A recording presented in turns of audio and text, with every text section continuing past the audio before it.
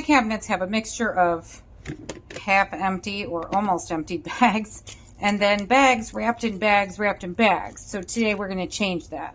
Today I'm going to be looking at a set of glass storage jars. In this video, I'm going to show you what comes in the package, demo these for you, and give you my honest opinion.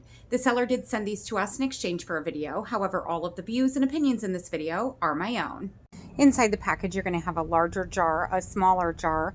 You're going to have some labels that you can use, and then the 2 lids with rubber gaskets.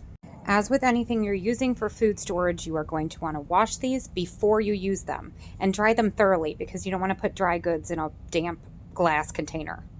Now I'm using these for flour, different types of flour, but you could use these for anything. Coffee beans, cereal, anything that you keep in your cabinet, pasta. I also really like how they include the labels for you. I don't have the pens that you need to write on these at home, so I need to get some. But what I did was I put the fancy one on the fancy flour and the plain Jane one on the plain Jane flour.